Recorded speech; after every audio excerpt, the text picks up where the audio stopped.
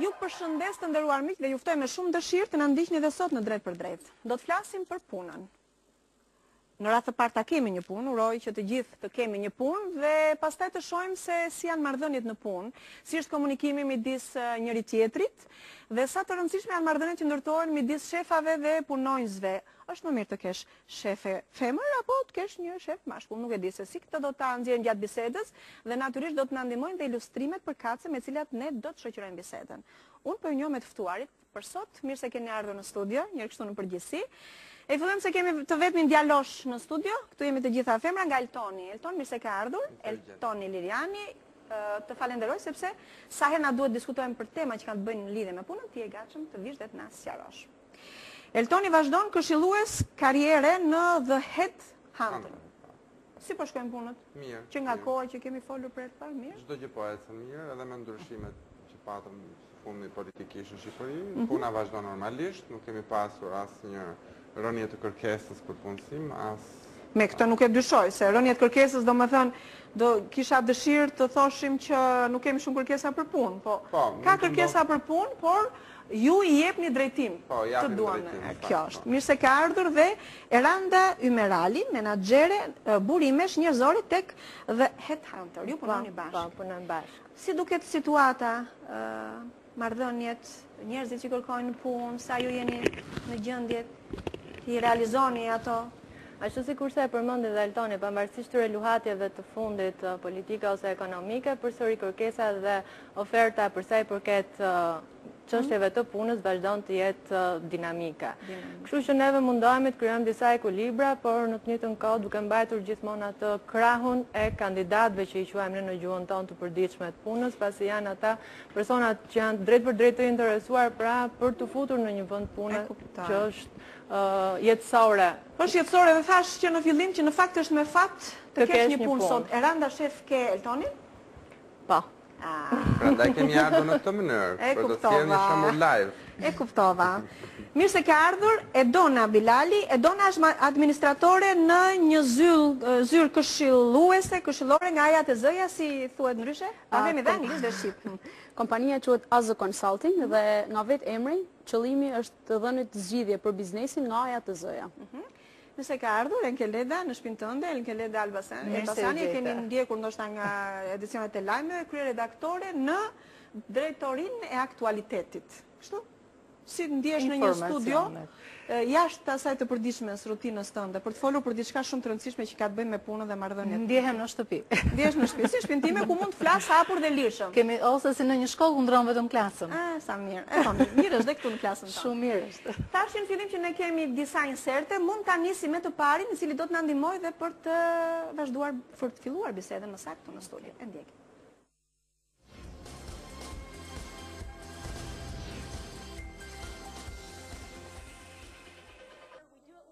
Si duhet të sillemi me shefin?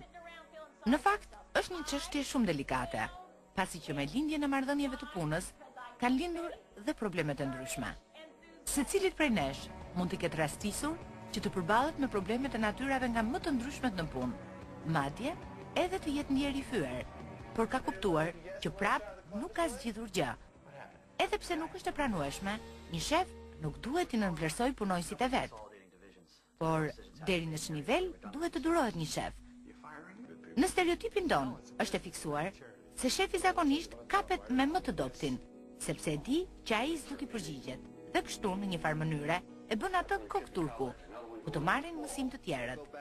Por kjo nuk është e drejtë, pasi një shef i cili ka objektiv të përmirësojë rezultatet e punës, sigurisht nuk i ofendon nënpunësit, po përpiqet t'i frymëzojë dhe t'u jap zgjidhje problemeve. Secili nga ne ka dinjitetin dhe krenarinë e tij, dhe padyshim askush nuk ka dëshirë të cënohet. Prandaj dhe ikjet demonstrative nga puna nuk janë të pakta. Deri tani folëm për shefin, pa e kthyer ende shigjetën nga ana tjetër.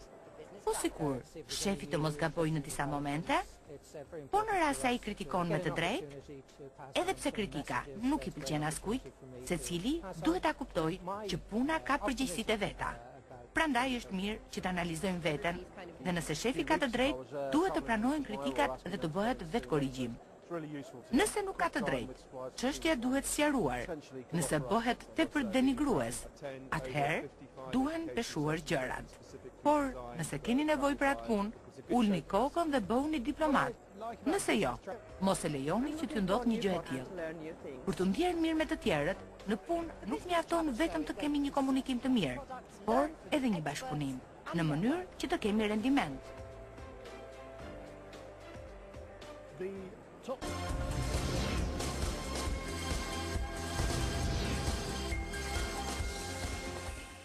Ndoshta është mirë ta nisim nga kjo e fundit që unë vizuar në material, përpara se të kalojmë tek portreti i shefit ose shefes, tek kjo që si duhet sillesh në punë, në përgjithësi, cilat janë ato marrëdhënie që duhet krijosh në punë me kolegët që të ndihesh mirë, sepse dim shumë raste, eksperienca të ndryshme, të rinj, po jo vetëm të rinj, shumë të rinj që provojnë disa punë dhe pastaj ndjen keq, largohen nga puna dhe nxjerrin arsye, marrëdhëniet jo të mira midis tij dhe kolegëve etj etj. E nisim nga kjo pjesa e marrëdhënieve që duhet të ekzistojnë në punë edhe që më duket janë të provuara që nëse nuk janë ashtu, siç mendoj që do t'i themi ne, nuk funksionon. Si mendon ti?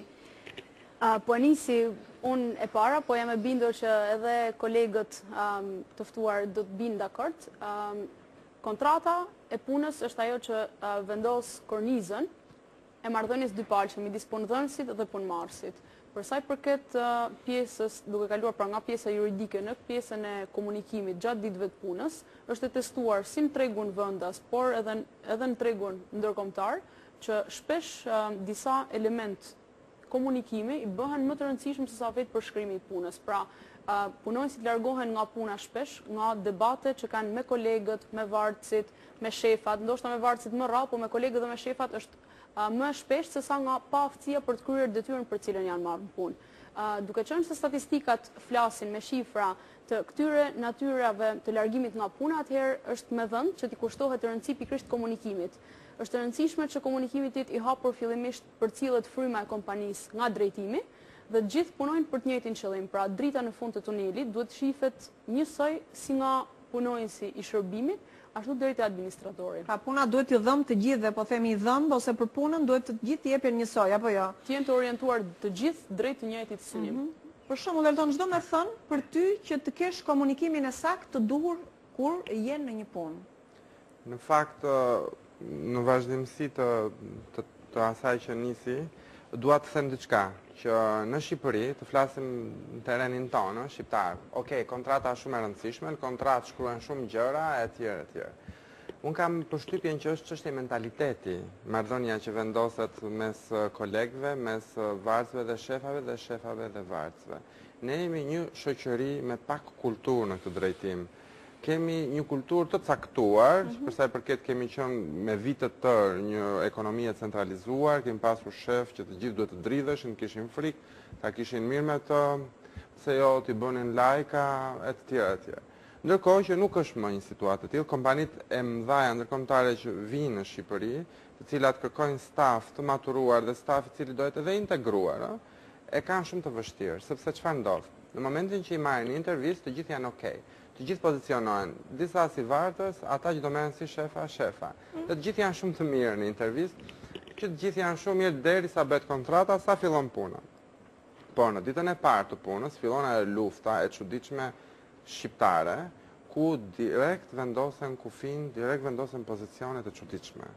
Pra, ti bëhe shef, fillon dhe merr ato autoritetin e çuditshëm, ndërkohë që ti mund të integrohesh me stafin, të bësh punën bashkë me ta, ti lësh ata kohë të maturojnë edhe marrëdhënien, edhe të tregojnë aftësitë e tyre, këtu me një vendoset ta i kufiri, unë jam shefi, do bëhet çfarë them unë, dhe varësit automatikisht në mënyrë të pakuptim të marrin pozicionin e tyre si vartës të vjetër, në kuptimin e një mentalitet shumë të vjetër. Dhe o bëhen servil, o ikin nga puna dy ekstreme. Mirë, kalove te shefi, përpara se të arrihet te shefi, si duhet të jetë një komunikim i saktë në punë, në marrëdhënie midis njëri tjetrit? Çfarë njerëzit duhet jetë i sinqert.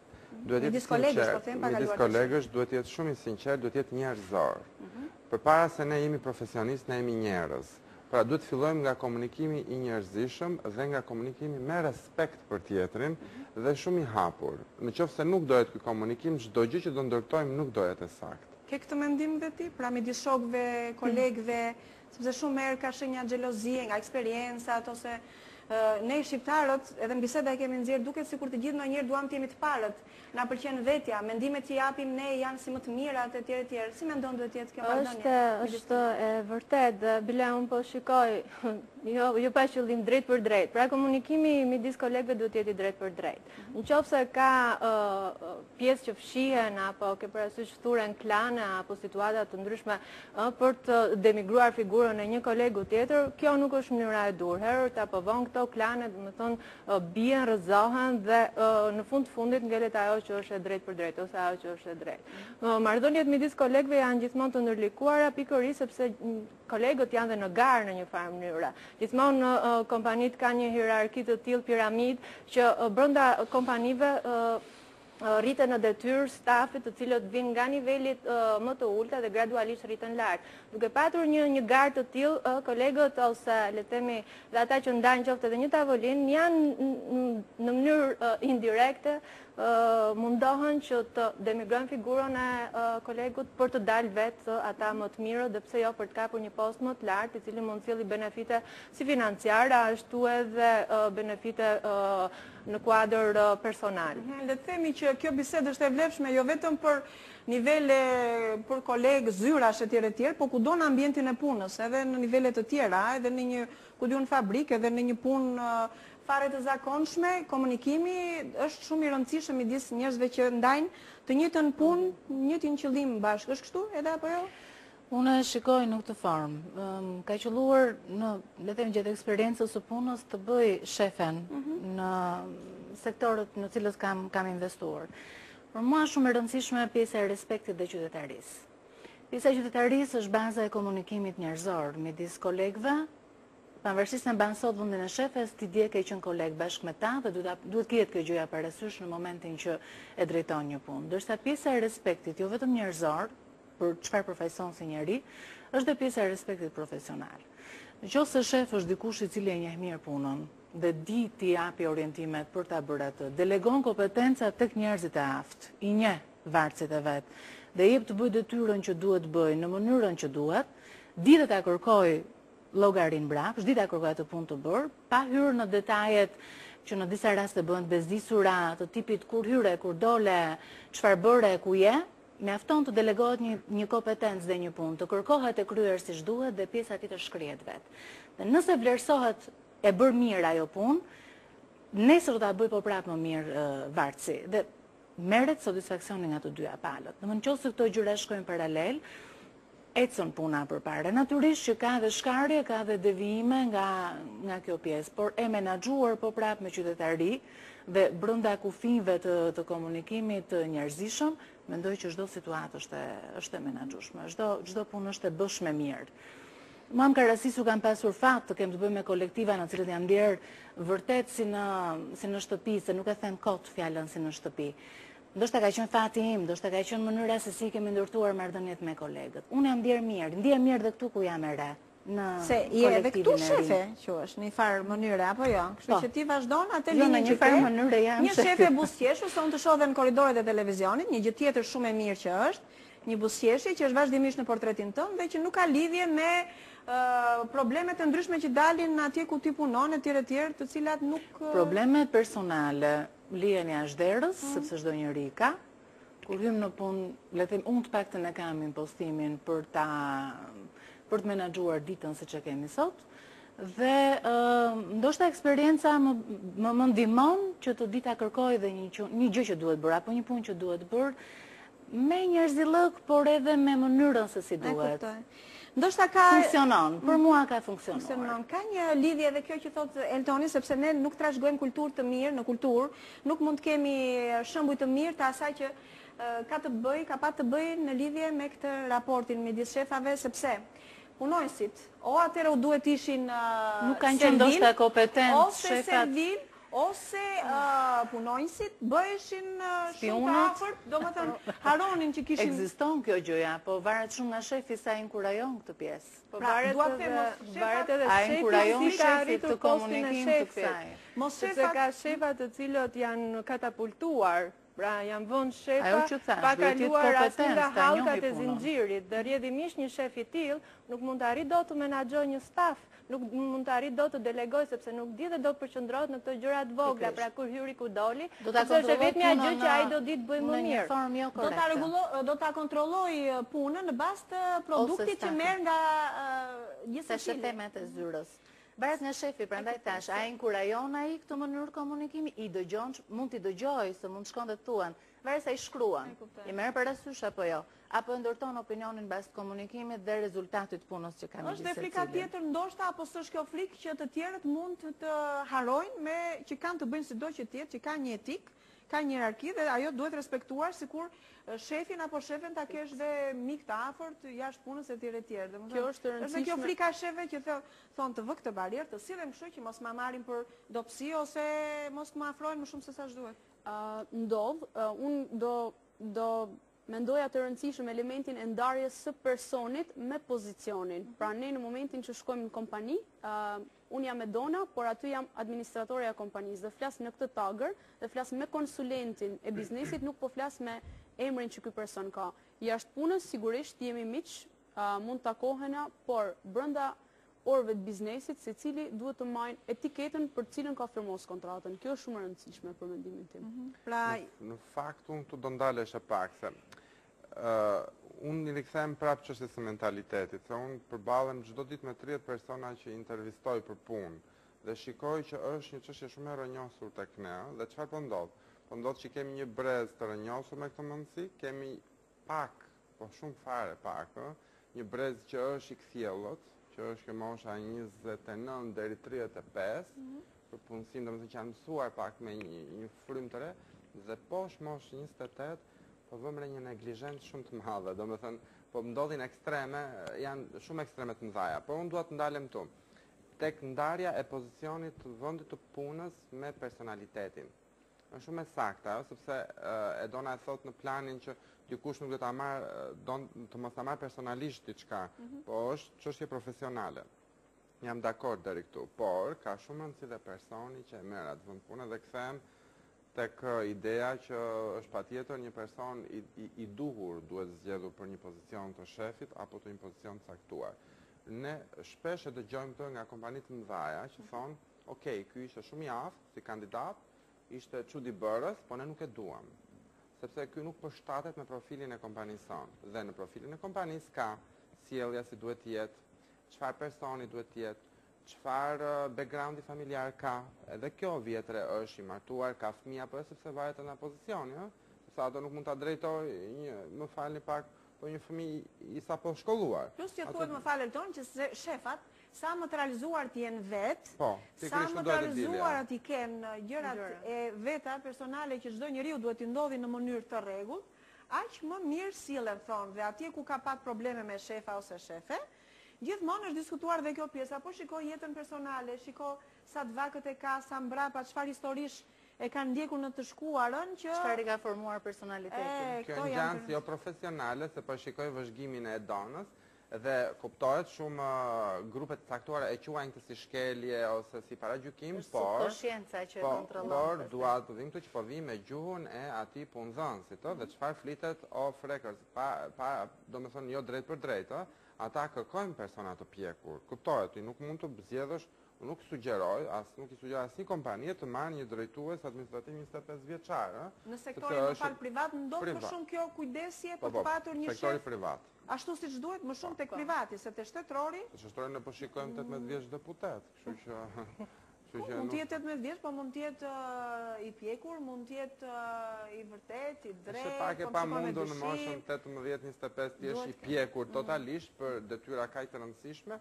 Por edhe varet, ka gjithmonë genialitete, ka njerëz super të zgjuar, të cilët kanë vendin e vet në shoqëri. E ke shef, Eltonin. Në fakt, do dëshiroj, domethënë je mirë, tani e ke këtu si të thuash mirë, po si thua ti, më mirë të kesh Eltonin apo të kesh të jesh vetë shefe apo të kesh një shefe femër atje ku ti? Atëra, unë kam provuar të dyja, domethënë këto, le të themi, anët e medaljes. Kam patur edhe shefe femër, kam edhe shef mashkull.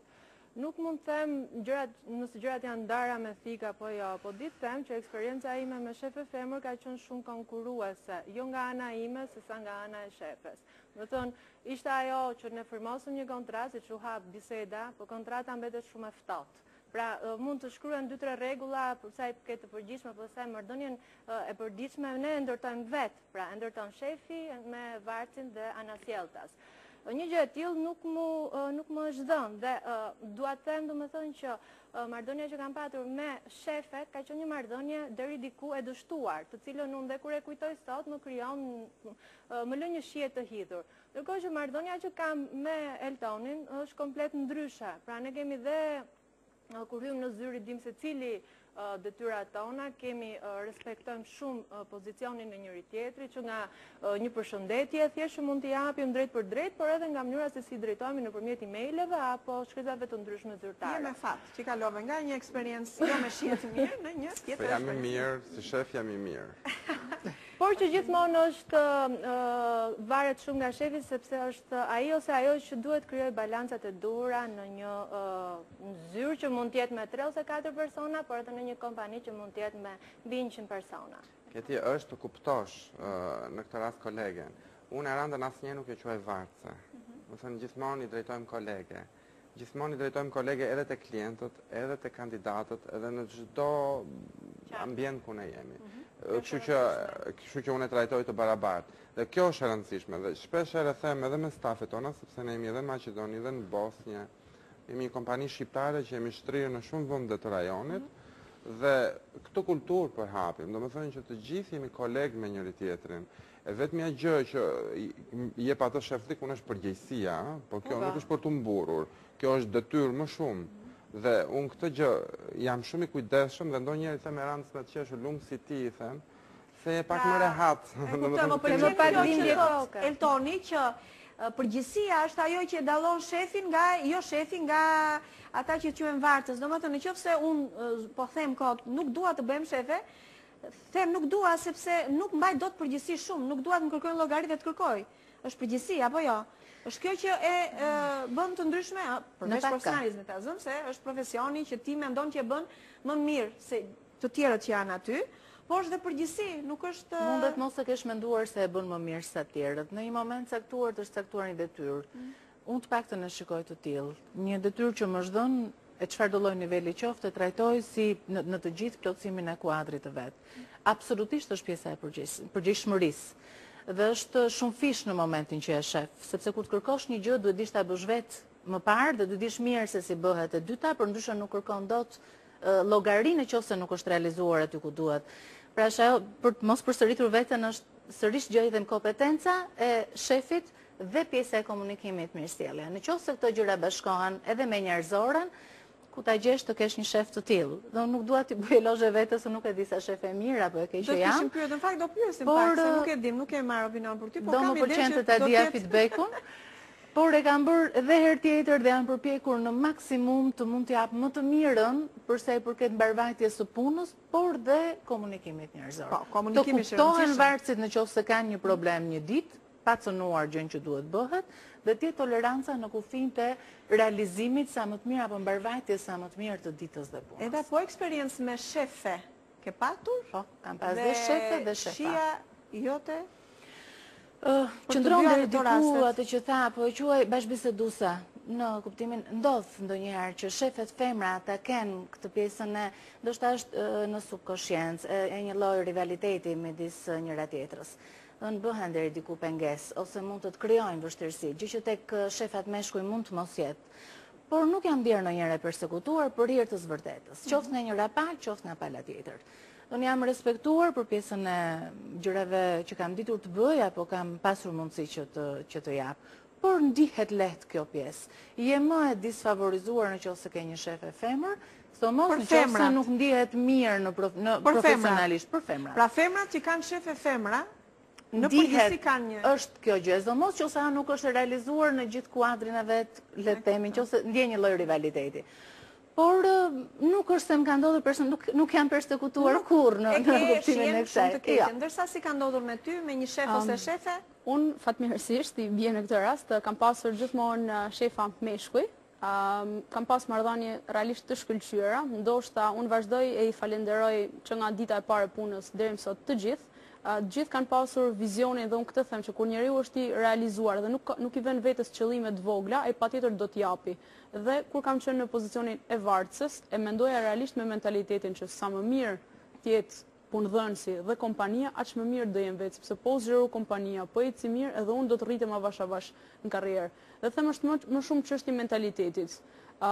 Ndallon nga personi në person. Megjithatë, statistikat po thonë, edhe sidomos në Shqipëri, që është shumë e thjeshtë të kesh një shef mashkull. Unë personalisht e argumentoj me faktin që këto shefet femra ndoshta nuk janë të plotësuara, nuk kanë një jetë përveç jetës profesionale, ndoshta një jetë personale dhe aq të plotësuar dhe atë pjesë vinë dhe shkarkojnë punë. Unë është edhe në këtyre ndryshme e femrave dhe meshkujve. E bën për një lek figurën. Femrat janë më emotive dhe shikojnë më shumë detajet. Meshkujt në fakt janë, ta lëm për momentin. Janë më emotive, po se do ndikim një material, po që në fakt se ne I ram kësaj pjese të femrave shefe, po dhe meshkujt të pa realizuar me probleme dhe me një jetë njeriu I pa realizuar, pa ndarë.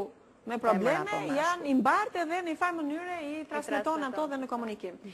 Klod Froku ka përgatitur një material në lidhje me këtë që ne po diskutojmë. Pra, është më mirë të kesh një shef e femër apo një shef mashkull, nuk e di. Ta ndjekim.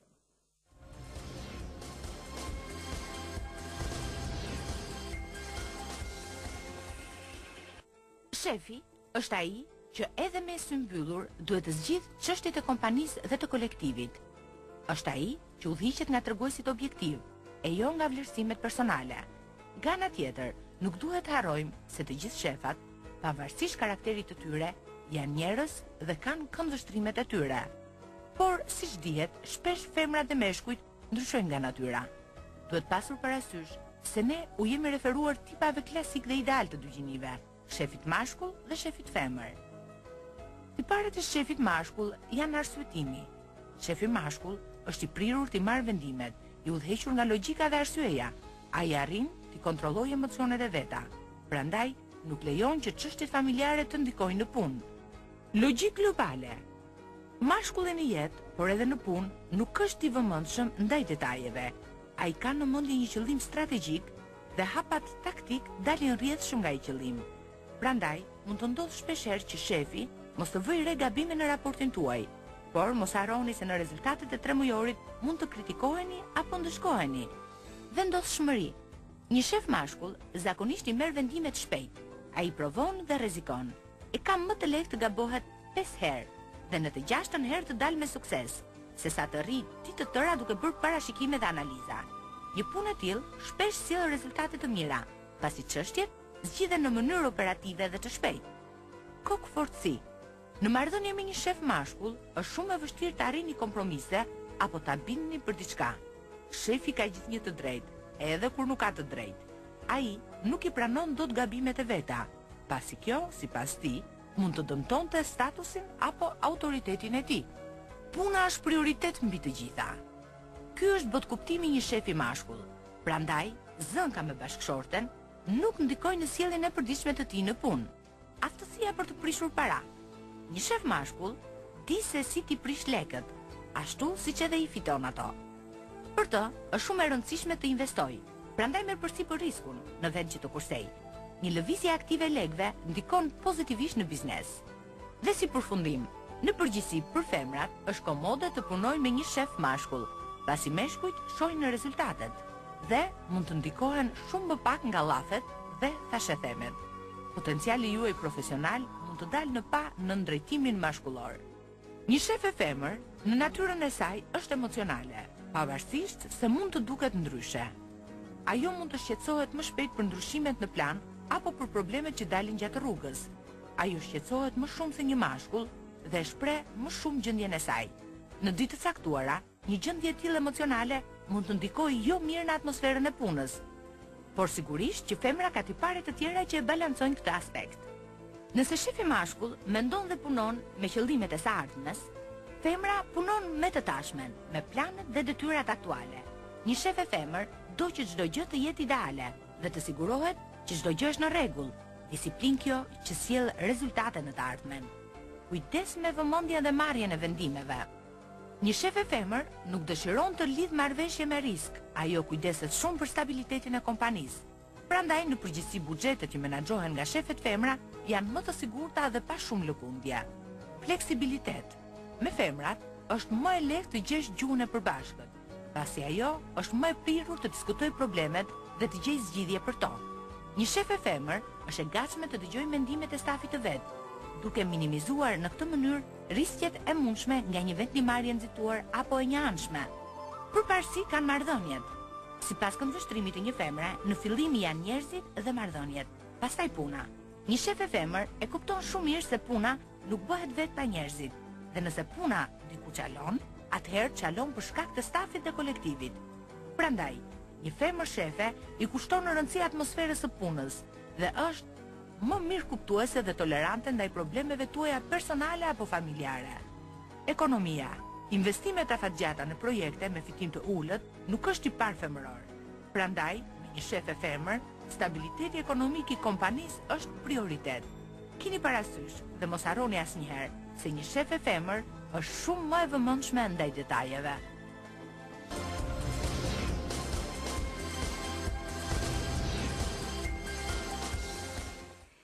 Ky material është i përgatitur nga Klodi, gazetari ditës sot, me Klod Froku. Më duket mua apo e kam gabim që ishte i prirur më shumë nga shefet, se dihet që ai mbi kohë ka një shefe dhe më duket mua që lexoj nën tekstin, ndihet mirë me shefen që ka. Më duket sikur është e reflektuar kjo gjë në material. Mund ta kem dhe gabim, po kështu më duk shefja dhe rendi të gjitha ato gjërat mira për shefe. Për të dy palët foli për njerëz vërtetës. Foli, po në fund nuk e di pse, sigurisht. Po nuk e di sikur e theksoi më shumë këtë pjesën e shefit. Sa në fund u mbaj mend dhe fundit. E la ëmbëlsinë për në fund. Atëherë në cilin moment të materialit që ne ndoqëm do donit ju të ndërhynit në lidhje me çfarë u tha për një shef dhe për një shefe? Unë do ndërhyja tek pjesa, çdo gjë ishte okay, kuptohet ka egzagerimet e veta dhe studimet nuk është se janë 100% sakta, sepse unë njoh shefe femra që janë më mirë se sa shefat meshkuj, për ato kritere që u përmendën dhe të kundërtën, unë njoh në Shqipëri shefa që kanë shumë qef dhe ndikojnë shumë nga thashethemet. Dhe në përgjithësi në Shqipëri meshkujt ndikojnë më shumë nga thashethemet. Kjo është risi. Kur thot populli burrat si gratë, po, janë bërë tamam si gratë. Në kuptimin e të diskutuarit të gjërave, se gratë janë shumë të mira si qenie. Kështu që unë do thosha që nuk është se gjithmonë shefi ka të drejtë, edhe kjo duhet të hiqet si koncept. Do thënë kur thuhet dhe shefat duhet të fillojnë apo shefet të pranojnë gabimet kur i kanë ato gabim dhe të thonë edhe më fal.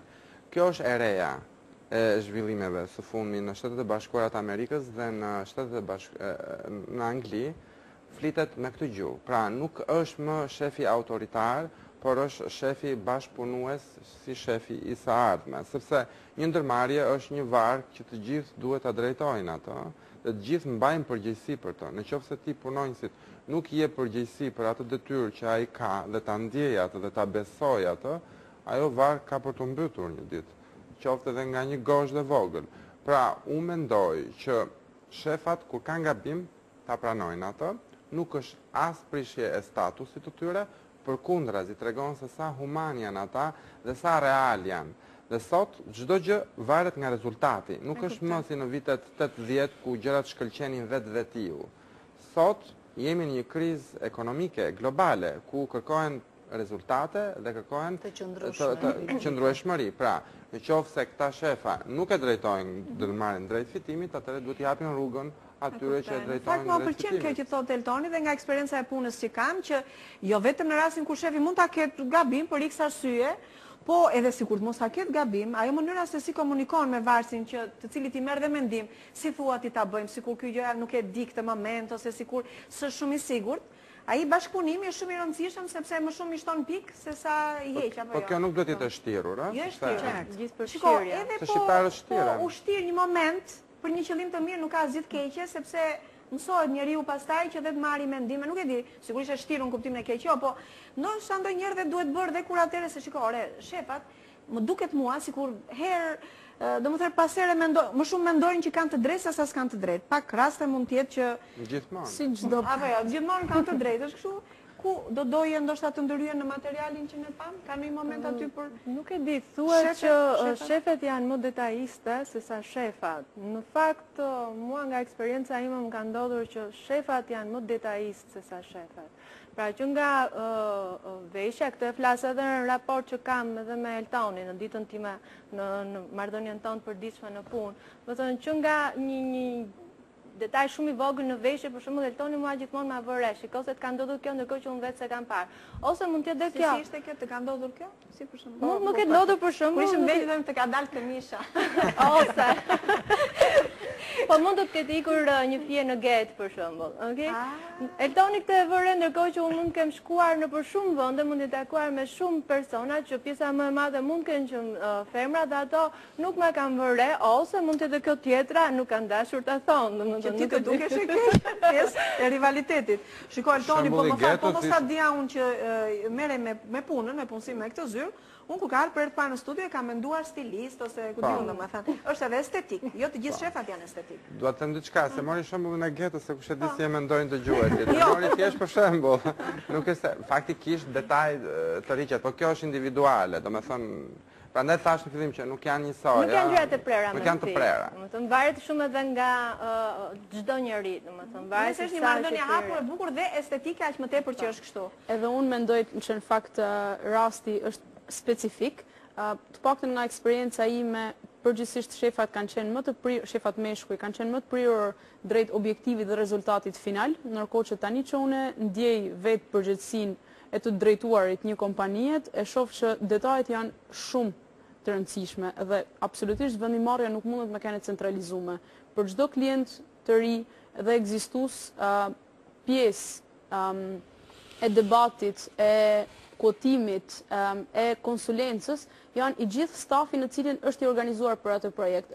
Për mendimin tim është pa aftësi e një drejtuesi për me dhanë jo vetëm fjalën e fundit, po të thojë dhe të parën dhe të fundit vetë me klientin. Për sa kohë punohet në staf, edhe vendimarrja duhet merret në staf. Dhe përkundrazi, ndoshta edhe nga fakti që jam me moshë e re në një pozicion drejtues, unë personalisht, po nuk i kam bashkëpunëtorët e mi që ta konfirmojnë këtë, unë nuk e kam as pak problem për të thënë ja futa kot këtu në fund të takimit. Sa mirë. Ti në fakt e ke më mirë, po themi në punë, komunikimin e gjitha me vajzat apo me djemt? Ku e shikon më të lehtë të shpresh, të thuash, të komunikosh, të urdhrosh, të kërkosh llogari? Për natyrën që unë kam, e kam më të thjesht të komunikoj me meshkujt, sepse jam shumë e drejt për drejt dhe e prirur për të mbaruar punë. E di që kur flas me një bashkëpunëtor mashkull në punë, i them duhet bërë kjo, ma bëj, mirëpafshim. Ndërkohë që kur kaloj te gocat, jam shumë e kujdesshme me mënyrën se si i flas dhe i them që si është agenda sot, a mund ta fusim këtë takim ose këtë analizë të shkurtër brenda programit, sepse duke qenë u përmend dhe më parë, duke qenë ne femrat më emotive, nuk dua në asnjë moment që të merret urdhri nga shefi. Ndaj jam shumë e kujdesshme dhe më ha më shumë kohë të komunikoj me një bashkëpunëtore femër sesa me meshkujt që jam shumë kjo duhet mbaruar dhe në fund të ditës e di që është çekuar. Pra planon që femrat janë më të ndjeshme, më të ndjeshme, jo më të vështira, më të ndjeshme. Në aspektin mjekësor dhe psikologjik, praktikisht femrat dhe meshkujt ndryshojnë dhe kjo është krejt e pranuar dhe e ditur.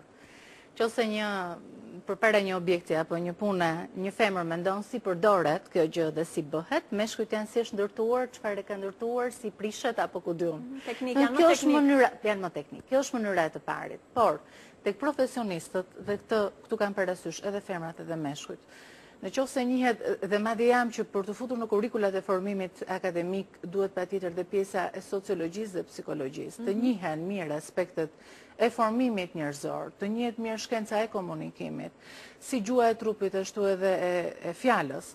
Në qoftë se një drejtues i ka të formuara mirë këto aspekte dhe arrin t'i menaxhoj, pavarësisht se mund të çdoj qoftë femra qoftë mashkulli në secilën prej tyre, mendoj që duhet ketë sukses. Nuk ka arsye të mos, ndërsa përsa i përket komunikimit me femrat apo me meshkujt, nuk mund të jetë e prerë me thik. Do t'i shohësh të gjithë në mëngjes se si janë sot, do t'i testosh mirë se si është situata, bëhet analiza e punës, natyrisht që konsultohet për ta zgjidhur apo për ta ndarë diçka, qofse nuk ri, unë të paktën kam qenë e hapur për ta mirëpritur dhe jam krejt dakord me atë që tha Eltoni që duhet jetë kjo pjesë e bashkëpunimit.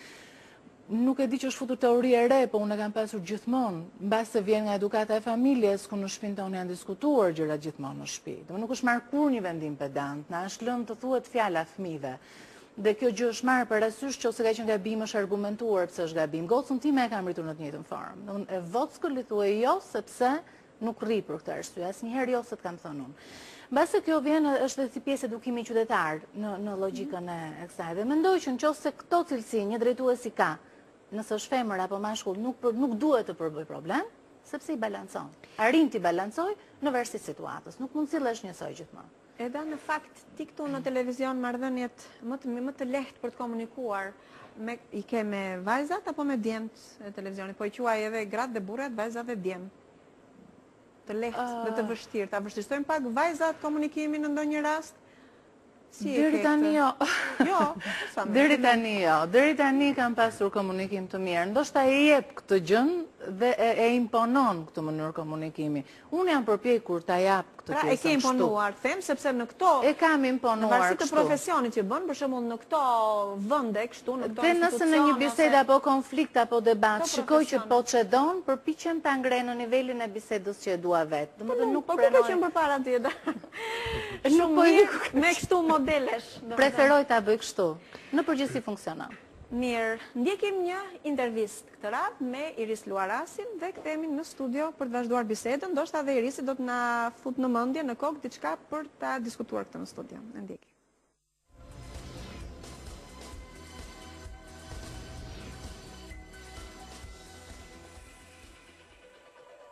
Në një institucion, si duhet jetë marrëdhënia mes shefit dhe punojësit? A ngatrohet ndonjëherë këto dy role?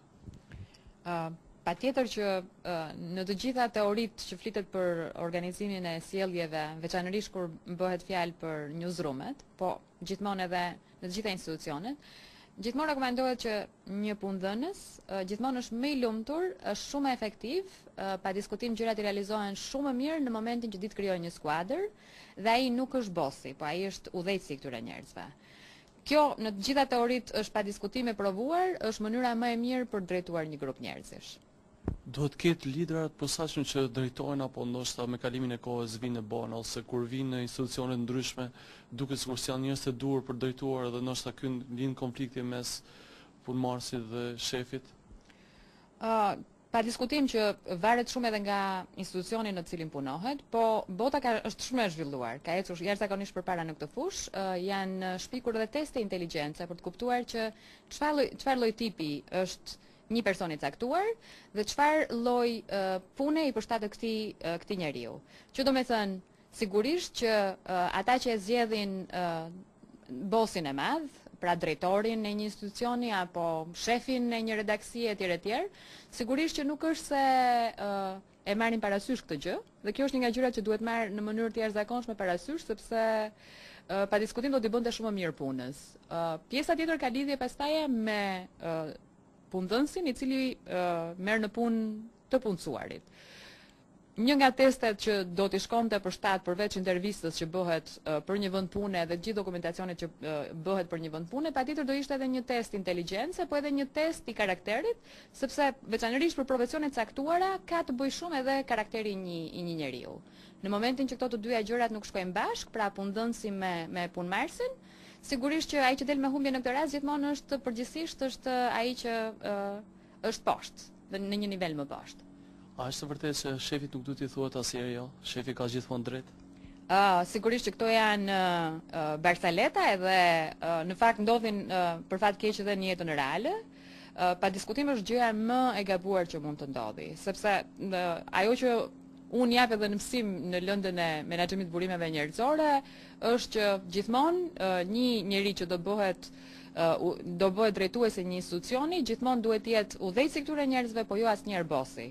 Kur gjithmonë shefi ka të drejtë, atëherë në këtë rast kemi folur për një bos, nuk kemi folur për një njeri që i udhëheq njerëzit në vendimet që ata marrin.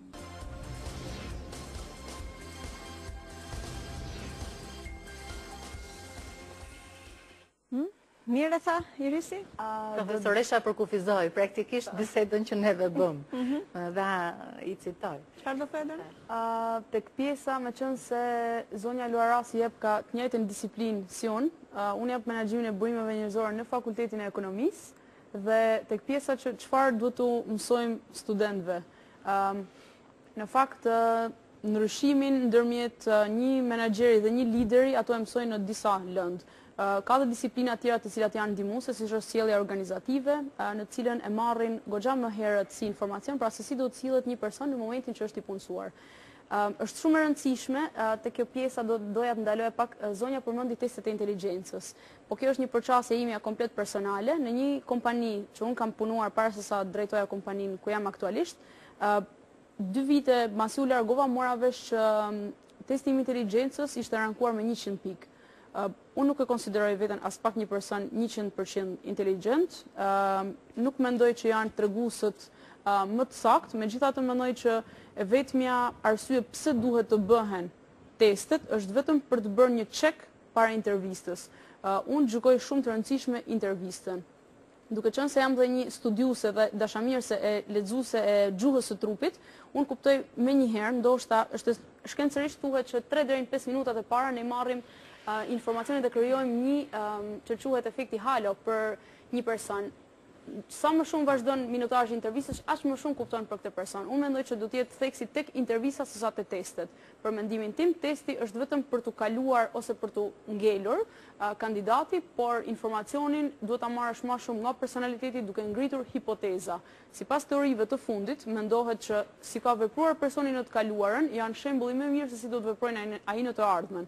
Prandaj duke simuluar situata, pra pyetje të tipit si do të silleshit ju në këtë rast, mendoj që blen shumë më shumë informacion se sa po t'ishte shkruar kur ai ka minutazhin e gjithë botës për të menduar se si duhet thënë, jo se si do ta bënte ai realisht. Me gjuhë trupit ai e transmeton. Është ndryshe kur e ke drejt për drejt, ai mund të thojë diçka, po në fakt tregon diçka tjetër. Në fakt, edhe unë për testet ndaj të njëjtin mendim, por janë disa teste që duhet bërë. Për shembull, kam idenë që testi IQ se tregon vërtet IQ-n, kështu që nuk besoj se duhet, janë teste shumë bashkëkohore dhe shumë të zhvilluara.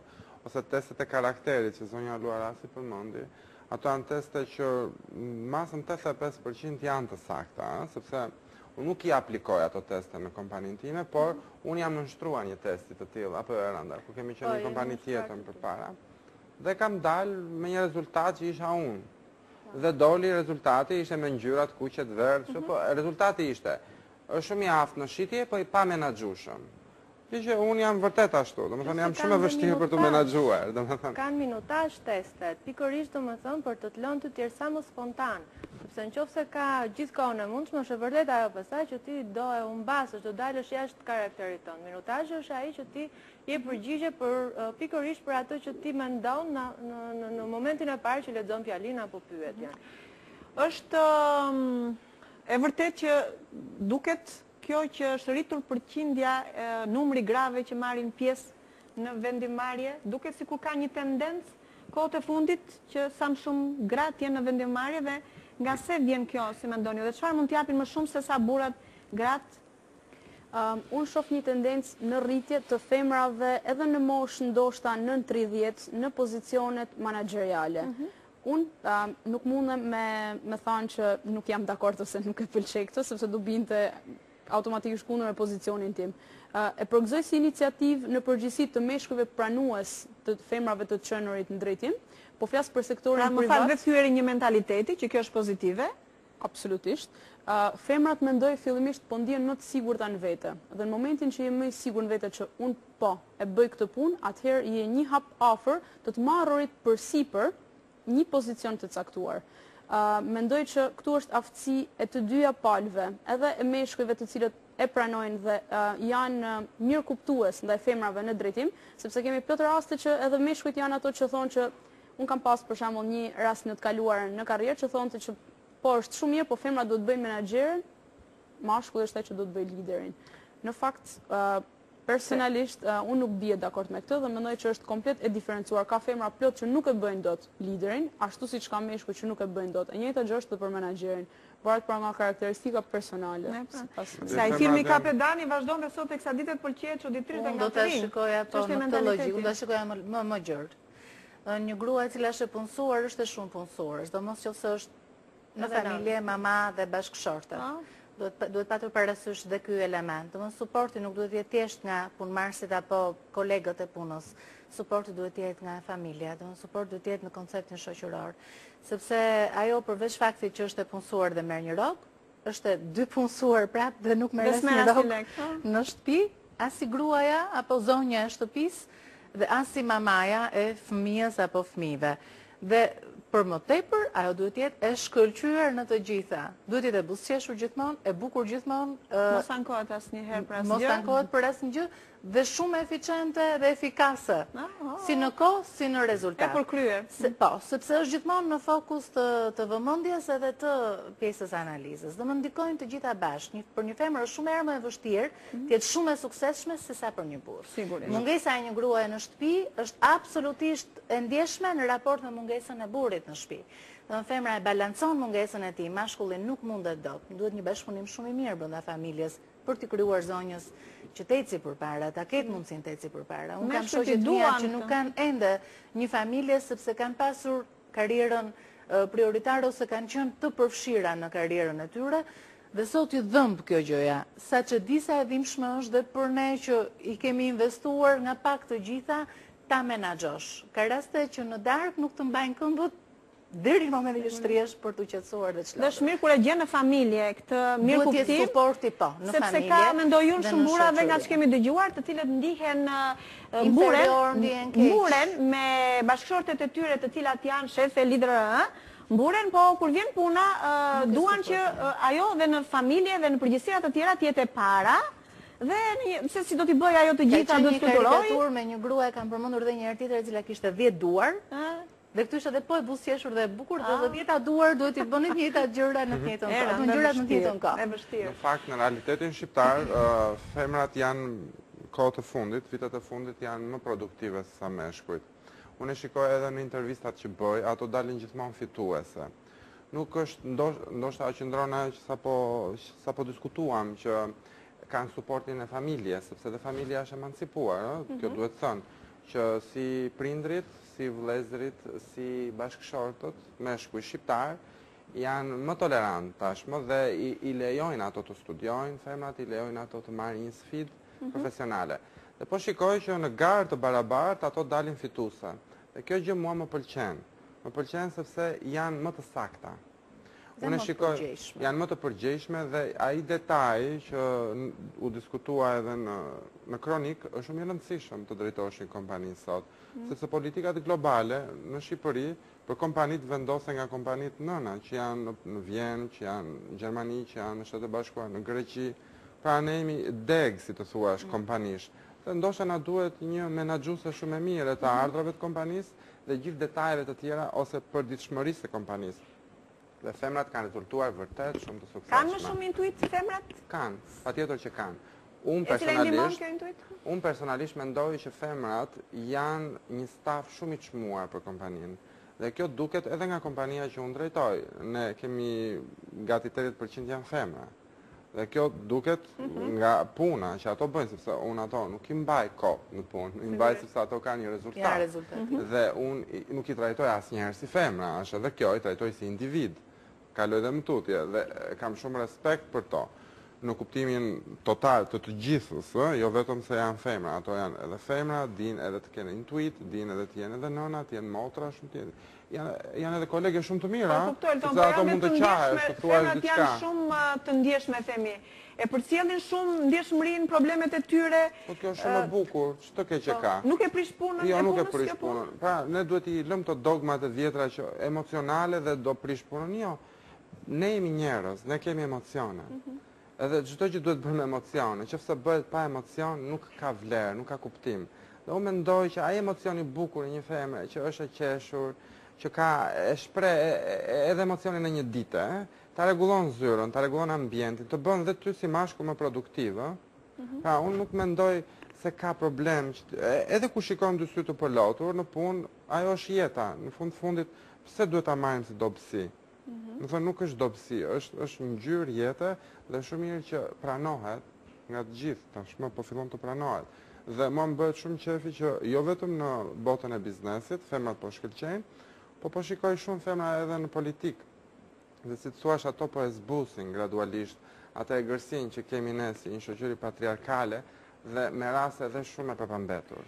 Dhe ne nuk po mësojmë dot, sado që mund të kemi njohje ose ku di se çfarë me modelin e femrave, qoftë tonat shqiptare, qoftë huaja, nëpër parlament ose në politik, kur flasin në mënyrë të rëndomë, vulgare, të ashpër, nuk mësojmë dot, për hir të së vërtetës, nuk e di andajmë të njëjtin mendim bashkë, sepse nga femrat presim një tjetër komunikim, me elegancë, sido që tjetë në çdo rrethana, apo jo. Kjo është shumë e vërtet, pavarësisht se është rrit numri i femrave dhe kjo është shumë për të përgëzuar sepse tregon emancipimin e shoqërisë shqiptare.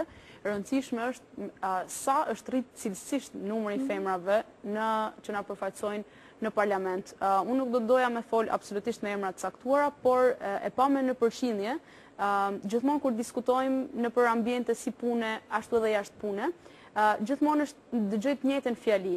Femra në fillim duhet të jetë femër, para se sa të jetë deputete, para se sa të jetë politikane, këshilltare, kështu me radhë. Unë personalisht e gjykoj shumë të pahishme kur personat publik që për mendimin tim kam dy fish përgjegjësi në atë çfarë thonë në mënyrë se si impostohen.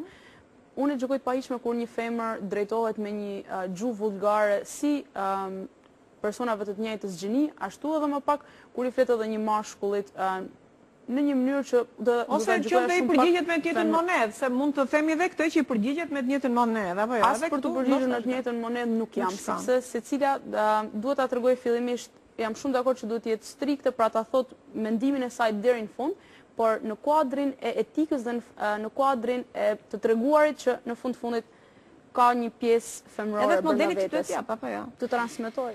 Mirë, në fakt tema nuk mund të mbyllë këtu, mund të vazhdonte me të tjera pyetje që kanë të bëjnë me këtë që ne po diskutojmë, marrëdhëniet në punë, shefat, shefe. Shumë herë kemi ndeshur eksperienca të tjera, po inshallah s'na vjen një shefe, ku diun sepse njerëzit kanë marrë tmerr, po duhet ndryshuar mentaliteti, kështu siç thotë Eltoni, dhe ndërkohë nga dita në ditë femrat po japin shembuj, kemi femra me shembuj shumë të mirë.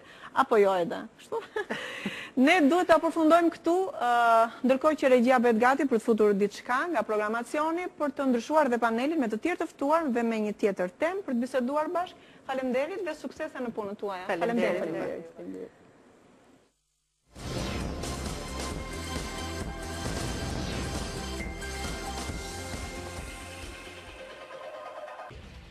Po vinë dhe këtë herë lojrat olimpike dimërore